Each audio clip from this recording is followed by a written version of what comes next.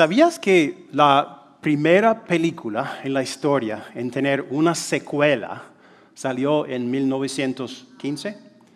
Se llamaba El nacimiento de una nación. Y el próximo año, en 1916, salió la secuela. Y desde aquel momento, las secuelas se han vuelto muy populares. Si una película tiene mucho éxito, es casi inevitable que dentro de 2 o 3 años salga una secuela. Y si vas al cine a ver la secuela, probablemente es porque te gustaba mucho la primera película, era muy buena. Pero si eres como yo y vas al cine a ver la secuela, te preguntas, ¿será tan buena como la primera o me voy a arrepentir de haberme gastado $15 para verla? Si has estudiado la Biblia, sabes que la Biblia tiene 2 partes. ¿Cuáles son? Antiguo Testamento, Nuevo Testamento. Pero la pregunta es, ¿cómo debemos considerar estas 2 partes? ¿Serán completamente individuales? ¿Será que el Nuevo es la continuación del Antiguo? ¿Se llaman Antiguo y Nuevo por su calidad o por su antigüedad? Okay. Hoy, al continuar nuestra serie, que se llama Rescate, vamos a examinar una porción del libro de Hebreos, capítulo 9. Hebreos es un libro del Nuevo Testamento que explica muy bien la relación entre el Antiguo Testamento y el Nuevo. Y vamos a ver cómo está relacionado esto con el rescate que Jesús pagó por toda la humanidad. Ahora, nosotros cuando decimos Antiguo Testamento, Nuevo Testamento, generalmente queremos decir esa parte de la Biblia escrita antes de Jesús, Antiguo Testamento, y la parte de la Biblia escrita después de Jesús, Nuevo Testamento, ¿verdad? Está bien, pero debemos saber, en realidad, qué es el Antiguo Testamento, qué es el Nuevo Testamento. El Antiguo Testamento es un pacto, un acuerdo que Dios hizo con el pueblo de Israel en el monte Sinaí a través de un mediador que se llamaba Moisés. El nuevo pacto, el Nuevo Testamento es un pacto que Dios hizo con toda la humanidad a través de otro mediador, Jesús. Ambos pactos son importantes, ambos son parte del plan de Dios, pero son muy diferentes. Y hoy queremos aprender cómo distinguir entre los, cuál es el propósito de estos 2 testamentos. Vamos a empezar con el viejo pacto, o con el Antiguo Testamento.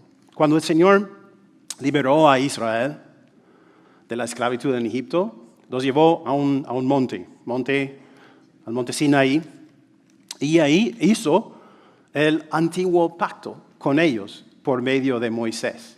Y fue un pacto de leyes, muchas leyes. Y en el antiguo pacto, Él les dio leyes morales. Comúnmente se llaman los 10 mandamientos. ¿Okay? También les dio leyes civiles para gobernar el día a día de la nación, y leyes religiosas o ceremoniales que gobernaban el culto que ellos rendían a Él. Muchas leyes. Puedes encontrar todas esas leyes en qué libros de la Biblia: Éxodo, Levítico, Números y Deuteronomio. Y este pacto que el Señor hizo con Israel era condicional. El Señor les dijo en Éxodo 19, 4 y 5, ustedes son testigos de lo que hice con Egipto y de que los he traído hacia mí como sobre alas de águila. Si ahora ustedes me son del todo obedientes y cumplen mi pacto, serán mi propiedad exclusiva entre todas las naciones. Condicional. Los israelitas debían hacer ¿qué? Obedecer. So pena de muerte. Ahora, ¿cuál es el propósito de este antiguo pacto que el Señor hizo con Israel? Primero, sirvió como espejo. El espejo siempre te dice la verdad. El espejo no miente, ¿correcto? La ley de Dios no miente tampoco. Cuando miras a la ley de Dios te dice si la has obedecido o no. El Señor le dio estas leyes como espejo para que Israel supiera, el Señor es santo, apartado del pecado, y nosotros no. Nosotros sí nos hemos apartado de su santa ley. No les dio esas leyes para que se convirtieran en personas santas como Él, sino para que reconocieran su gran necesidad de la misericordia y el perdón del Señor. También las leyes servían como una cerca divide, ¿verdad? Restringe. Y estas leyes servían como una cerca entre Israel y sus vecinos. ¿Por qué? Porque el Señor no quiso que perdieran su identidad como su pueblo al adorar los ídolos que adoraban los países vecinos, las personas a su alrededor. Entonces, esa ley sirvió como una cerca. También sirvió como una prefiguración o una sombra. Por medio de estas leyes religiosas que el Señor le dio a Israel, Él les estaba contando una historia. Estaba contando sobre un nuevo pacto, sobre otro mediador que vendría en la persona de Jesucristo. Entonces servía como una sombra para decirles, esto es lo que viene. Y escuchamos sobre algunas de esas leyes religiosas en la lectura para hoy. ¿Te acuerdas? Especialmente escuchamos sobre el tabernáculo y el sacerdote o el sacerdocio. El tabernáculo, pueden ver un dibujo de él, era una tienda, que era como una iglesia portátil antes de la construcción del templo de Salomón en Jerusalén. Esas dos estructuras, el tabernáculo y el templo, tenían el mismo diseño porque Moisés lo había recibido de Dios mismo. Afuera del tabernáculo pueden ver un altar donde los sacerdotes ofrecían sacrificios animales que traían los israelitas. Y llevaban la sangre al primer cuarto del tabernáculo, que se llamaba el lugar santo. Pero en el lugar santo también había una cortina que lo separaba de este cuarto, que se llamaba el lugar santísimo, donde estaba el arca del pacto, el lugar donde moraba el Señor entre su pueblo. ¿Y quién solamente podía entrar a ese cuarto? El sumo sacerdote. ¿Cuántas veces al año? Una sola vez, en el día de la expiación. Y solo podía entrar con la sangre de un toro por sus pecados y por los pecados de la nación, para que sus pecados fueran perdonados. Muchas leyes religiosas, ceremoniales. Y el Señor quería enseñarles varias cosas a su pueblo por medio de todas estas leyes religiosas. Primero, quería enseñarles que los amaba y que quería tener comunión con Él, quería tener una relación con Él. También les enseñaba que había un obstáculo que impedía que tuvieran una relación con Él, que era su pecado. Pero también les enseñaba que por amor Él había proporcionado una vía por la que pudieran tener comunión con Él y una relación con Él. Solo podían acercarse a Dios por medio de un mediador. Alguien que se interponga entre el Señor y el pueblo para hacer las paces entre el Señor y su pueblo. ¿Quién era ese mediador? El sumo sacerdote. Pero también Moisés. La Biblia dice que él es el mediador del antiguo pacto. Una película, si ves una película o una obra de teatro, es una representación de la realidad, pero no es la realidad misma, ¿correcto? Las leyes religiosas que el Señor le dio a Israel en el Antiguo Testamento eran como una película o una obra de teatro que les contaba la historia sobre una realidad futura. Una realidad en que el verdadero mediador aparecería para restaurar la relación de Dios con Dios de todas las personas, de todos los seres humanos. Cada vez que los sacerdotes entraban en ese lugar santo con sangre de un sacrificio, el Señor les estaba diciendo, algo nuevo viene, un pacto nuevo viene. Entonces el antiguo pacto solo era una sombra de la realidad venidera. El nuevo pacto sería la realidad misma. Vemos esto en Hebreos 9, 8 al 11. Dice, con esto el Espíritu Santo da a entender que mientras siga en pie el primer tabernáculo, aún no se habrá revelado el camino que conduce al lugar santísimo. Esto nos ilustra hoy día que las ofrendas y los sacrificios que allí se ofrecen no tienen poder alguno para perfeccionar la conciencia de los que celebran ese culto. No se trata más que de reglas externas relacionadas con alimentos, bebidas y diversas ceremonias de purificación, válidas solo hasta el tiempo señalado para reformarlo todo. Todas esas ceremonias del antiguo pacto no podían acercarle a la gente al Señor. La sangre de sus sacrificios, sangre de animales, no podía quitar la culpa de su pecado ante Dios. Solo podían predecir, presagiar, ¿verdad? Y prefigurar el verdadero mediador que los llevaría de vuelta al Señor. O sea, no tenían ningún poder. ¿Y quién es ese verdadero mediador? Jesús. Él es el verdadero sumo sacerdote de Israel, el sumo sacerdote de todos los seres humanos. Él es el verdadero mediador, el único mediador por el cual podemos acercarnos a Dios y tener comunión con Él. Y el viejo pacto decía, Él viene. Cada día se le presentaba a la gente un vistazo en esas ceremonias de su venida. ¿Recuerdas lo que ocurrió el día de la muerte de Jesús cuando Él gritó, todo se ha cumplido? Aquí está en el altar. Dijo, todo se ha cumplido, murió. ¿Y qué pasó en el templo en Jerusalén? Esto, Marcos 15:38, la cortina del santuario del templo, la cortina que dividía el lugar santo del lugar santísimo, que representaba esa barrera impenetrable entre Dios y el ser humano, se rasgó en dos. ¿Por qué? Pues Hebreos 9, 11 al 14 dice esto. Cristo, por el contrario, al presentarse como sumo sacerdote de los bienes definitivos en el tabernáculo más excelente y perfecto, no hecho por manos humanas, es decir, que no es de esta creación, entró una sola vez y para siempre en el lugar santísimo. No lo hizo con sangre de machos cabríos y becerros, sino con su propia sangre, logrando así un rescate eterno.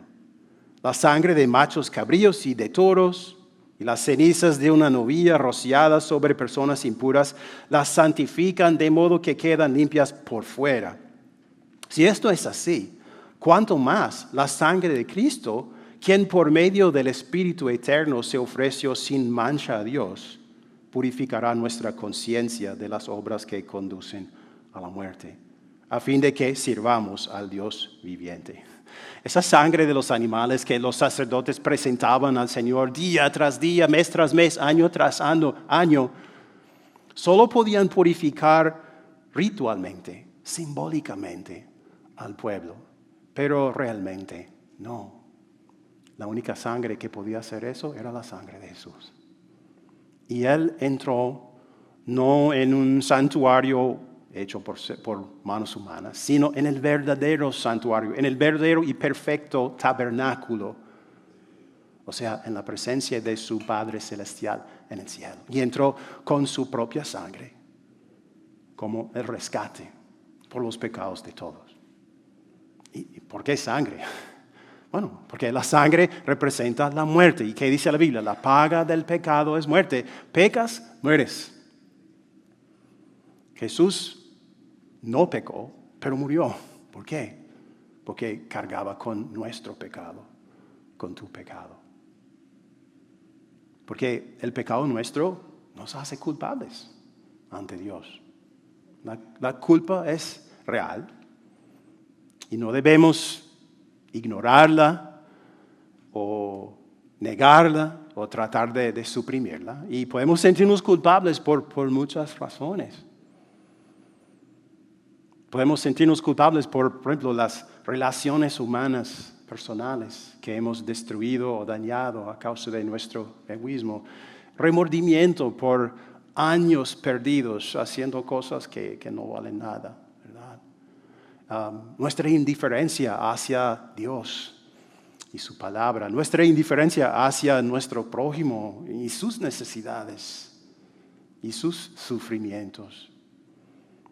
La vergüenza que sentimos por las buenas cosas que deberíamos haber hecho y no hicimos. El pecado que produce esa culpa dentro de nosotros destruye nuestra comunión con Dios. Pero Él sigue amándonos. Y hizo algo al respecto. Mandó a su Hijo. ¿Y qué hizo Jesús? Él presentó su sangre a su Padre como pago por tus pecados. Por eso entró en el cielo. Por eso murió en la cruz. Para presentarle al Padre el rescate por ti. El rescate por tus pecados. Y ahora Él te ofrece algo maravilloso. Él te dice, la paga del pecado es muerte. Mientras que la dádiva de Dios es vida eterna en Cristo Jesús nuestro Señor. Lo que mereces es la muerte. Lo que mereces es castigo. Pero, ¿qué te da? Te ofrece vida eterna. Comunión con Dios ahora y para siempre.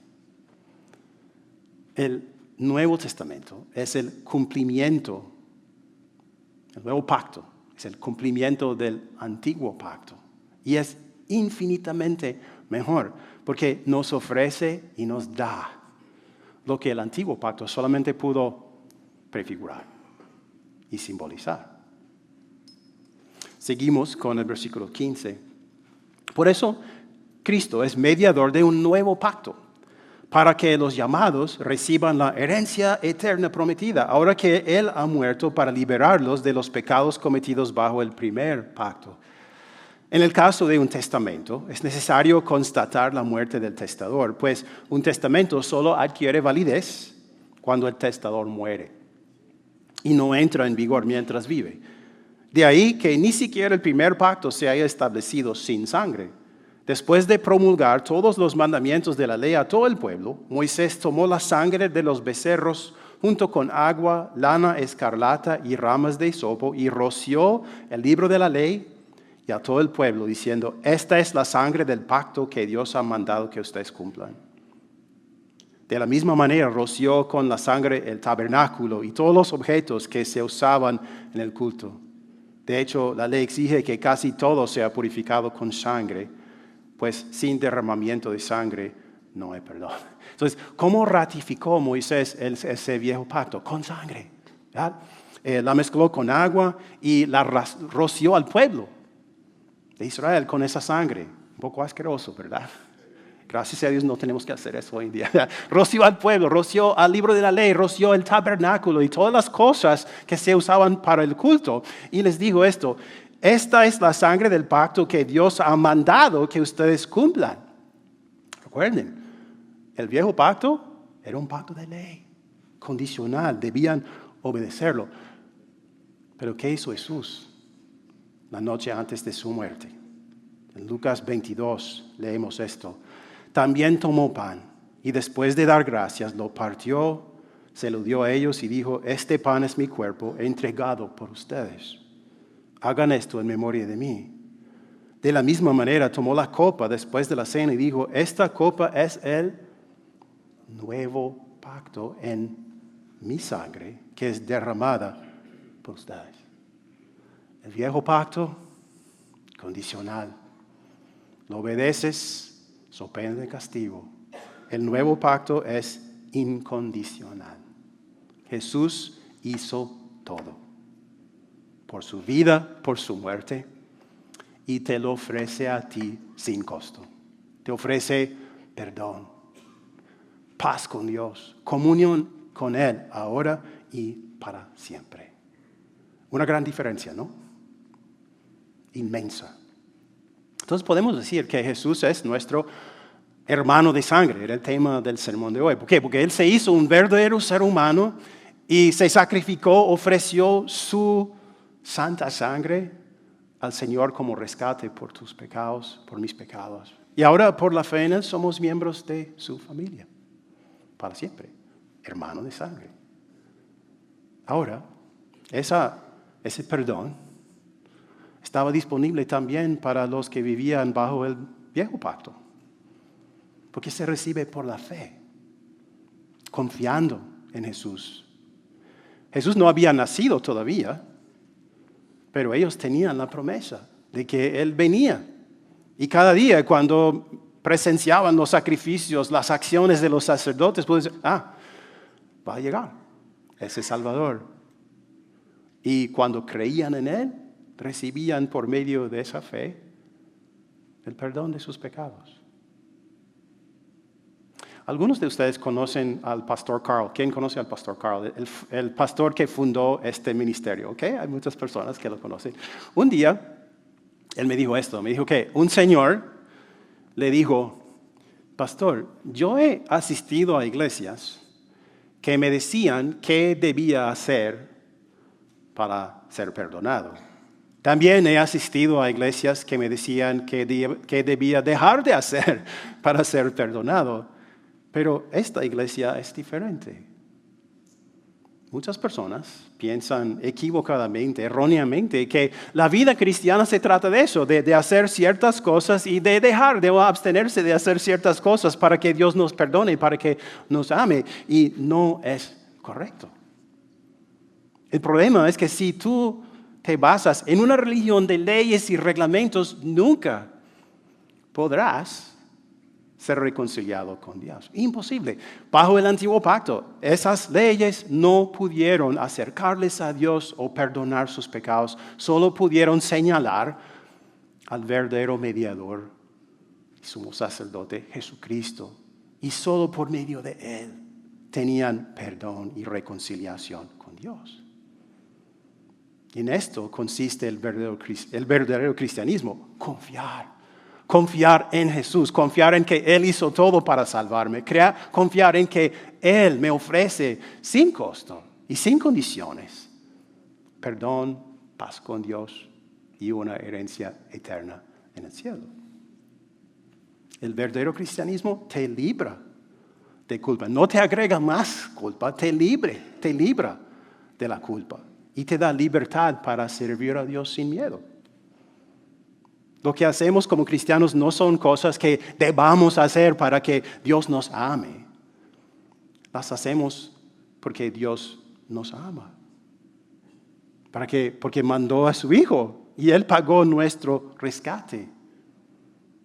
No le servimos a Dios porque tengamos miedo de que nos castigue si no le servimos. Le servimos porque Él nos sirvió a nosotros, castigando a su propio Hijo en nuestro lugar.